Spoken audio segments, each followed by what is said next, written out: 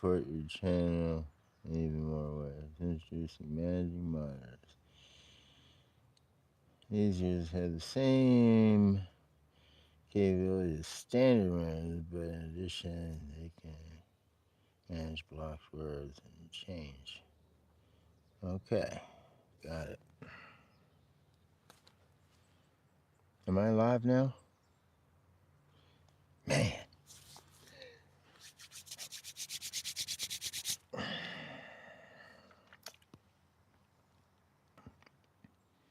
Let everything sync up. Let the film and the audio sync up.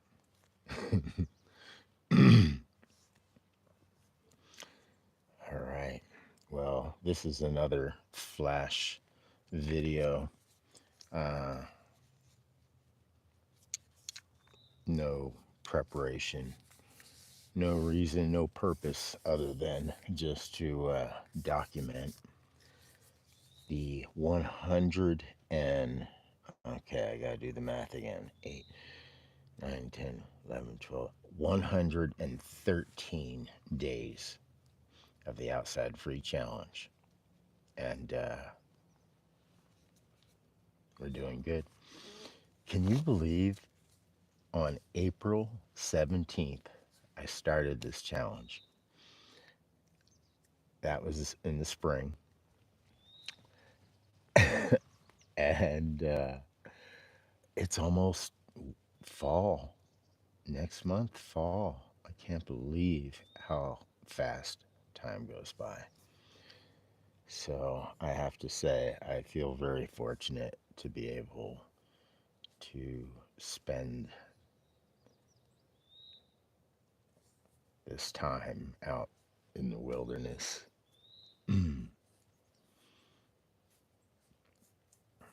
Even though I haven't been able to hike as much um, in the High Sierra. That's okay.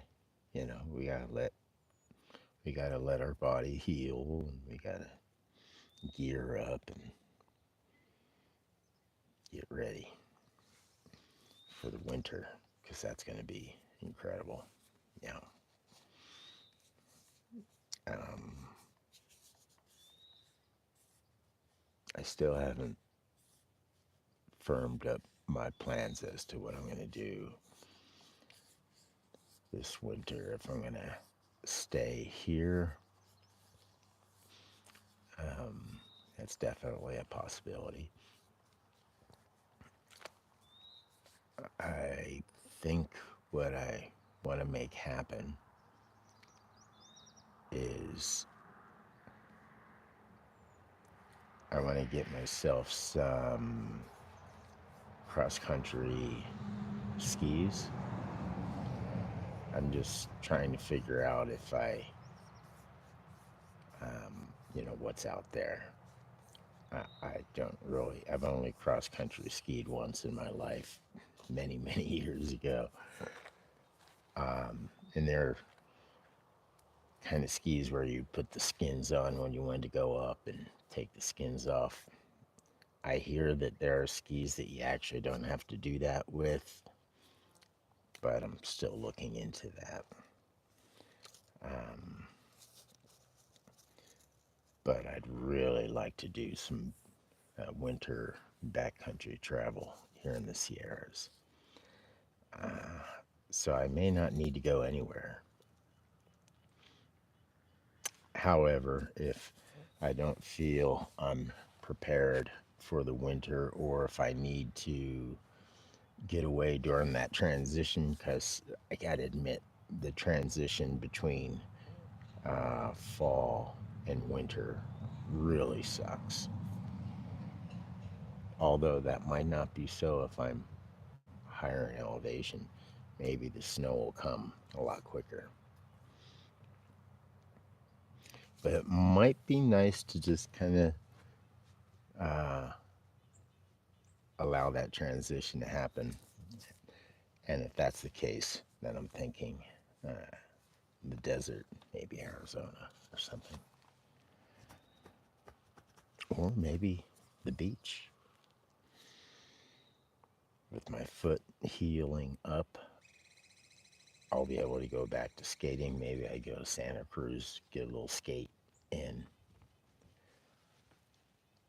Oh, I'm liking this idea.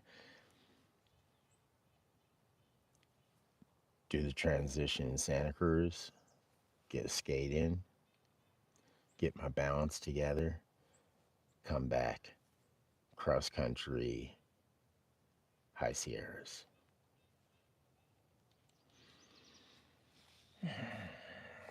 Yeah, I'm liking this idea. So this is 113 days out in the wilderness. And I'm not counting the days that in the beginning there when I was staying in a motel for a couple days to transition. So we're not counting those days. And I have upgraded since the last video. It's been like a week since I did a video. Um,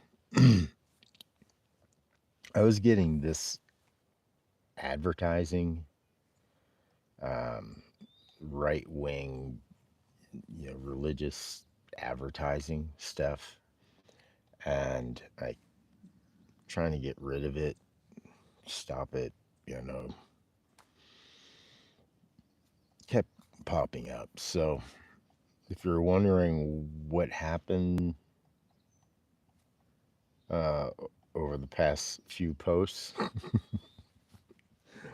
that was my response to all that right wing religious nonsense that kept uh, coming up on my feed. Um, yeah, I think it stopped. It worked. I think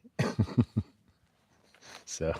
I've I've cleaned up the site a little bit, and hopefully we won't have to resort to such measures again. uh, so about the upgrade. Well, first of all, let me tell you something. The bidet is just this and a half bar of soap. And oh, where's my trowel? This thing, you would not believe the weight on this. This trowel, hand trowel, is lighter or as light as this cut down spoon, plastic spoon. Yeah, it might even be lighter. Yeah. Um, it's really something. You, of course, use this for, digging a cat hole. But if you needed to, you could also use it as a stake, yeah, for, the tent. So I'm digging it. I'm digging it. This and just a little bit, this, and this, and a little bit of soap, and you're good to go. You don't need toilet paper. Yeah. And boy, you wash your hands. It makes you wash your hands. Yeah, so if you think about it, you really can't be using toilet paper out in the wilderness. If you and I have way too many times witnessed toilet paper in the wilderness. I don't know how people can do it. At least bury it. Um, I suspect it's women mostly. I think when men come out here, um, they don't poo. Yeah, they just pee. I think they and I'm not seeing poo. I'm just seeing the toilet paper. for the most part. So when women pee, they usually, yeah. Anyway, we'll go on to the next subject.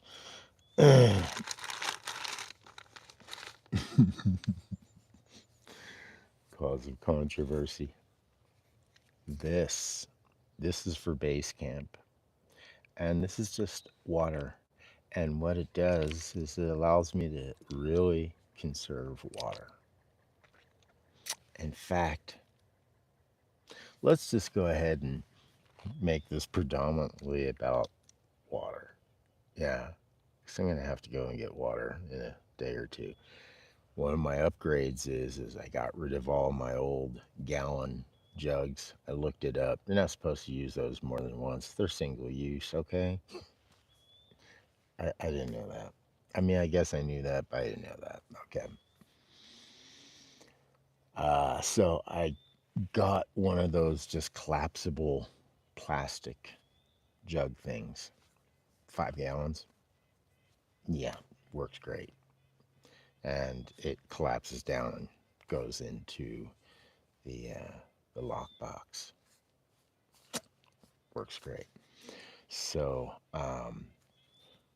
these two things, the bidet and the spray bottle, really help to conserve water, which is really important because, for me, water sources are usually a, at least a mile or so or two away, usually. And I prefer camping away from water sources because of bugs and stuff. So when you're going to hike a mile or two just for water, yeah, you want to conserve the water the best you can. So this is the latest upgrade, and this I've had pretty much since I started the challenge, and this works really well. Uh, the other upgrade, you wouldn't really think of it, but drinking out of plastic. Well, probably going to have to drink out of plastic during hiking, or at least during multi day hikes, right? However, I, we could bring some glass out here. Yeah, we can have glass in base camp. Yeah. In fact, we can have a lot of glasses. And I've got 3 of these and then the small one. Much better. Water tastes much better coming, sitting in glass and drinking out of glass. Massive life upgrade there. um, no, I guess I guess you can't make a whole episode about drinking water. Oh, right. I did get water purification tablets, which is different than water filtration. So,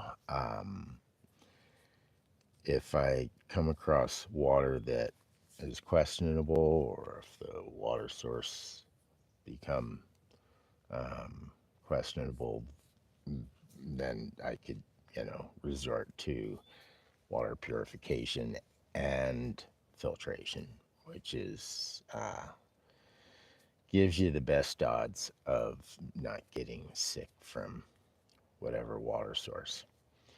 Um, I think that's it regarding water. Yeah, that's it. Um, so yeah, this whole episode will be about water. So let's see. Over the past 5 days, because it's been 5 days. This has probably been the longest that I haven't posted. Um, the past 5 days, or at least the past 2 or 3 days, I've been focusing on programming. I found out that on my phone, I forget the name of the app, but it's just an app that allows you to write code, um, you know, like a text. Believe it or not, iPhone doesn't have a native text. Uh, uh, yeah. So I downloaded just a native text thing, and which allows me to do coding, which is super cool. Yeah. So I've been working on some things. That's all I'm gonna say. I ain't gonna tell you what I'm working on, but yeah, I've been working on uh, coding. And the thing with coding, it's crazy. You get in, I don't know any other way to do it. And that is for me, once I start coding, that's it. I like a couple days back, I started coding early in the morning. Next thing I know, I'm baking in the sun. I got to move everything into the shade. Keep coding, keep coding. Realize I got to eat, so uh, put some food in the mouth real quick. Keep coding, keep coding. The sun, got to move all the gear. Keep coding, keep coding. It's getting cold. I don't have any warm clothes on. I'm getting cold. Keep coding. Finally, have to. It. Yeah, I talked to this guy who's about my age. He picked me up when I was hitchhiking from Tahoe, and he was a coder. And what this guy did was he used to work for NASA, or at least says, and a a rocket scientist, literally, like worked on engineering jet engines and stuff. Uh, yeah, he was a coder, is a coder, still a coder, but he does like DoorDash. He picked me up hitchhiking. He didn't charge me anything. Not DoorDash, Uber. Yeah, he does the Uber thing. And he had gold and nice car and gold and everything. But yeah, he was doing Uber. So okay, you work for NASA, now you're doing Uber. So I start prying, seeing what he knows. And yeah, he seemed to understand and know even more than myself, which is it's not hard. And um, so I asked the question, which is, once you start coding, do you find that it becomes obsessive? Like, the way you get anything done is by really just obsessing. And he says, oh, yeah, yeah, that's just kind of how it is. And that's how it is with music for me when I'm working on magic or music and coding. It takes you away, and then you forget you got to eat, you got to sleep, you got to charge solar panels. um, yeah. So when I'm coding, I'm coding, and when I'm not coding, I don't even know anything about it. It's just kind of all that stuff like music, magic, coding. Um, if I'm not doing it, it's almost as if I don't even know how. Yeah. So, the usual coding issues. Yeah, like I'm flying, flying, flying, and then things stop working properly. Now troubleshooting. So now I'm going through all the troubleshooting thing, and I even threw a little bit of money into this more recent um, project, coding project. Not a lot, but you know, I'm working utilizing um, some AI stuff in the best way, and but as I say that, of course, well, let's just say this: as a coder, if you're a coder, you know that there's no way that you're going to be able to code to the level that AI using AI allows you to code. You also know if that you don't, the less you know about coding, the more difficult it's going to be to use AI satisfactory. So yeah, just go ahead and read between the lines there. I'm I'm no great coder by any stretch of the imagination. I've been I've been doing it for a while, but yeah, I ain't very good.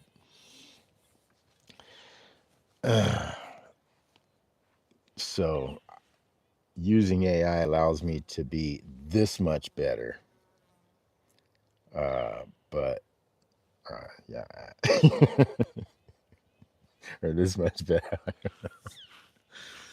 mm, but I'm not going nutty. I'm having it write code that I know how to write myself. I understand the code. Uh, and the JavaScript stuff, not it's not rocket scientist, not rocket science. It's just limitations of the code. If I knew a better programming language, oh my, yeah, it'd probably be.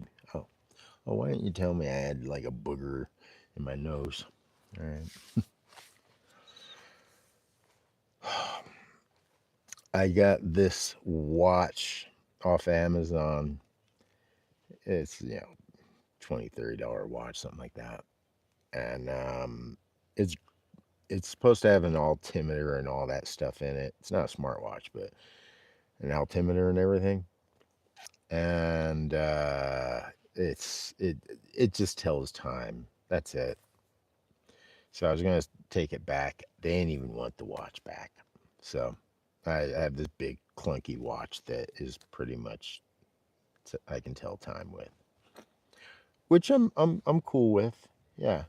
Eventually, I'd like to get like a separate altimeter, and not have to use the one on the phone. I did get a 10,000 watt, no, 20,000 milliampere power brick, which is really cool. It's Anchor, it's standard Walmart issue. It has a readout on it. Look at that. And it has a built-in cord, which is kind of cool. If the cord breaks, it's not cool at all. So yeah, but I'm kind of digging it. You can power and charge and power off this cord. You can charge and power off this C, and I would even guess you could charge and power off of this A port. Maybe, I don't know. It weighs a ton. It's so heavy. Yeah, I haven't even weighed it. It's definitely a pound, maybe even more. But we need power, do we not? In our world, even if you're living out in the wilderness, or especially if you're living out in the wilderness, right? I mean, sure, you can live without electricity in the wilderness. Why would you want to do that? The reason I moved into this area when I came across it in 2006 was because there was cell coverage. And cell coverage was massively important. Cell coverage out in the wilderness is what allowed me to not die, especially with fires, being able to see where fires are, being able to have communication, of course, maps and all that stuff. So,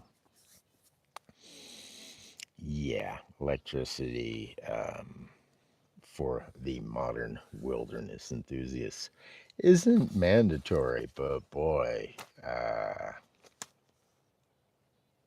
I think, well, it's a luxury. Certainly, a necessity and a luxury that I'm not willing to give up. However, I am willing to use it as least as possible. Yeah, like I got myself paper and pencil, pen, and notebook, and writing in it, and especially working out math stuff and whatnot. Um, yeah, doing little drawings and stuff, right? Writing my grimoires. um, yeah, very stoked about that. How many times have you been using the phone and you can't use it because, well, for me, I'm rather uploading, or maybe I'm running a program or something where the phone's at capacity. You have to put the phone down, let it do its thing, right? It's a supercomputer. And then you want to write something down, or maybe the phone, you turned it off, or it's in your pack. Well, yeah, good old tools, just write it down. Man, I miss that. And finally, we're back in the swing. And also maps. I got some very good maps for Desolation Wilderness, and um, and some USGS maps. That's what this big ass map is. Yeah, it weighs a little something, but this is something that I really needed to have. Of course, you can use your phone, but especially if you're using your phone for GPS, then you're not learning how to navigate, or orientation. You're not learning that kind of stuff. So to learn that kind of stuff, you got to have the physical maps, and physical maps have to have enough detail. So this is the kind of, it's called a 7.5 minute map, and this is the kind of detail that you need, right? 40-foot contour lines gives you all the detail that you need. Now, I think this map is from 1992. So it's not necessarily the best thing if you're trying to follow a trail. Maybe the trail doesn't exist or it's changed, but geography for the most part doesn't change. So this is hugely important. You're able to see see what you're doing, where you're going, the features. Um, I I just have a hard time doing that on a phone. Not only that, it eats up a lot of battery. Um,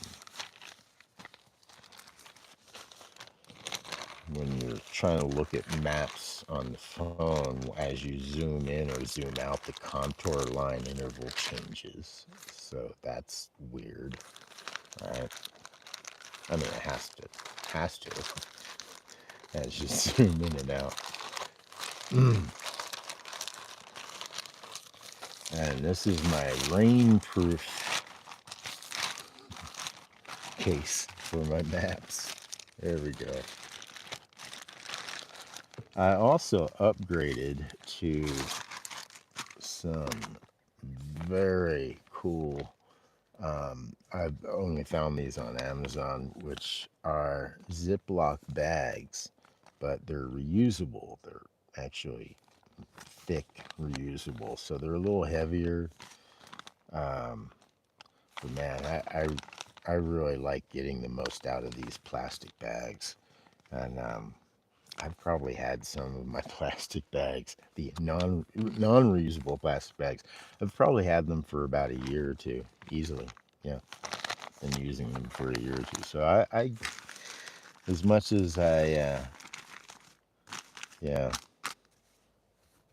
intuitively don't like plastics. Like I'd like to use all natural products. Expense, weight, functionality, mm, issue. Yeah. So I just like to look at the bright side of things, and that is better living through plastics. Mm, God. All right. Anyway, on with the upgrades. Well, and these are awesome. However, my feet are just getting wrecked from rocks and sticks, just getting cut up and dirty, like really, really dirty, nasty dirty, caked up dirt, ground into the feet dirty. So I think it's going to be important to kind of just go back and forth, kind of put them in shoes and socks, feet that is, yeah. And then put them in the sandals uh, from time to time. I don't know. I don't know if I would hike with sandals. I don't know, or maybe hike with sandals and not shoes. But yeah, these are the shoes. Back to using those now, um, especially in the dirt. Yeah, from up higher in granite areas, I would love to use the sandals. So maybe I don't know. Maybe I would carry the sandals. They do make lighter sandals than those. I don't know if they'd be as comfortable and functional. Because those sandals would be just ideal for stream crossings and stuff. Yeah. Okay. What else?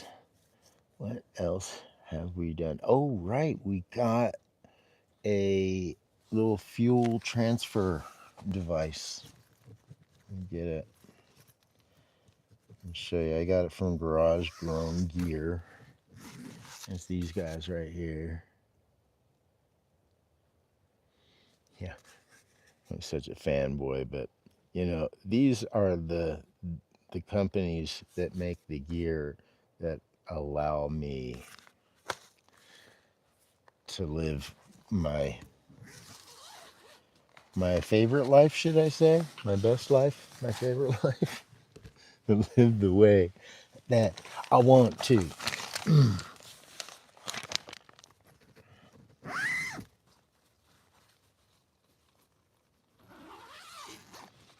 Yeah, I've been looking half-heartedly, been looking at housing and stuff. I don't know. I just don't know if I can do it. I mean, at any price. I don't know. I just don't know.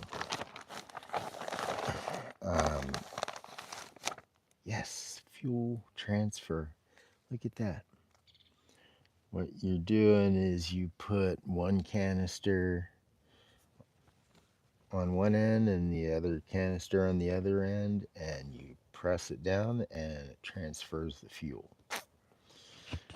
The uh, the canister that has the fuel in it, you want to warm that up, usually with your body heat it overnight, and you let the empty canister leave that in the cold, and in the morning you do the big transfer. I haven't done it yet, but I should probably maybe tomorrow. I didn't want to crawl. It was cold last night. It got nice and cold. I had to put on all my layers, and I just was too chilled to sleep with a cold canister. Yeah, I didn't want to do that. So let's see. Is that everything in the show and tell? I believe it is. Oh, fanny pack. We did get a little fanny pack at the thrift store, and it's just what I needed.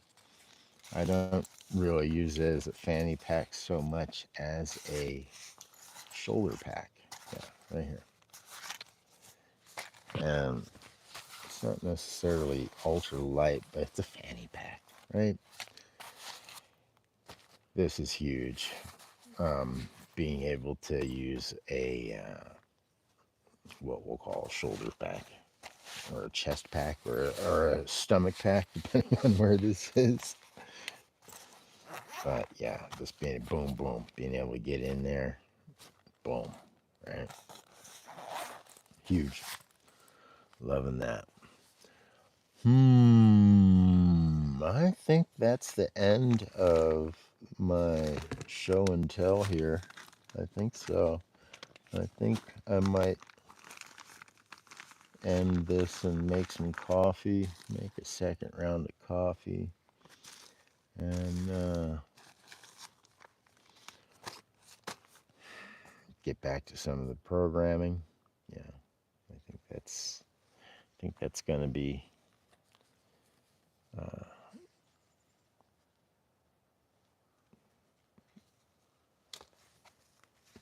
the thing. I hesitate, right? Because once I start with the programming, then everything disappears, and I got to make sure everything is right and tight. Maybe eat some food first, stuff like that, and then get into it, and then the day will disappear. So yeah, hesitantly, I'd have to take care of some basic things. It's one thing about living out here that's different than being in sticks and bricks, and that is you can't get too carried away before nature tells you what you need to do, right? Uh, you gotta move out of the sun, you gotta move into the sun, you gotta put clothes on, you gotta take clothes off, you gotta eat. So I like that. I like uh, I like using nature as a moderator for my otherwise obsessive behavior. Sometimes obsessive behavior. Thank you, nature, for helping me with that. Yeah. All right. Well, I think I've shown you everything. If there's anything else, I'll show it to you on the next video. I'm doing a live stream because I'm being lazy. Plus, it's been a week, right? So, just to let you guys know what's up. I've definitely been moving base camp and whatnot. And I'm much closer now, sort of on the road, because I thought I was going to meet up with somebody, but I don't think that's going to happen. And all right, I think that's it. I think that's it. Yeah. All right. Hey, I know nobody's here live, nor should you be. There was no warning. Um, this stream just I call these flash streams, and but they're just kind of lazy ways for me to do my journal, to do my vlog, um, let you guys know what's going on, And yeah, sometimes you get lucky. You guys show up. But yeah, yes. Eat, take care of business, then do some coding in the afternoon, then have a nice dinner and go to sleep early. That's what I'm telling myself. All right, guys. I'll see you on the next video.